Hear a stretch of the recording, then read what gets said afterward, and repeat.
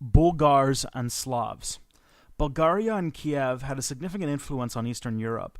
Their adoption of the Orthodox Christianity affected both their peoples and the Orthodox Church.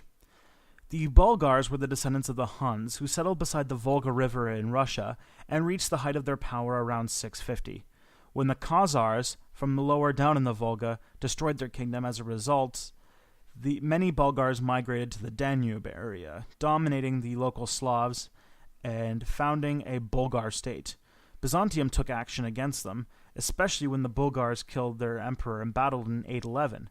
In the 860s, two missionaries, Cyril and Methodius, were sent to convert the Bulgars and draw them into Byzantium's influence. This helped, but the quarrels did not end until the Bulgars were defeated in 1014. To punish them, Basil II had 14,000 Bulgars blinded, and the Bulgar Khan died of shock. Orthodox diplomacy. In Byzantium, the state and church were closely linked. Religious and diplomatic missions were sent out, and in this way, Byzantium converted the Bulgars to Christianity. Catholic Rome and Orthodox Constantinople competed for influence in Eastern Europe. Kiev adopted the Orthodox beliefs, and a Russian Orthodox culture was born there. Cyrillic lettering, still used today by Russians and Bulgarians, was invented by Cyril the missionary and his brother Methodius.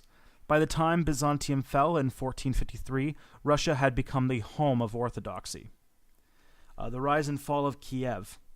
The Slavs came from what is now Belarus. The first states in Russia were Slavic and led by Swedish Viking traders Rus or Orsman. The greatest Rus leader was Yurik, who founded Novgorod, Smolensk, and Kiev. The Vikings traded with Baghdad and Constantinople, and Kiev grew rich as a trading city. The Vikings considered themselves a superior class, mixing only gradually with the Slavs. In 988, the Kievan people, Vladimir, converted to Christianity, marrying a Byzantine emperor, or a Byzantine princess. He then made the nobility and people adopt Christianity. This brought Kiev new trade, culture, and respectability abroad.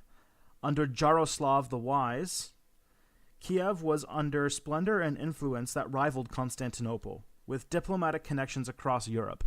Churches were built, and the first Russian laws were written, as well as the first works of Russian art and literature.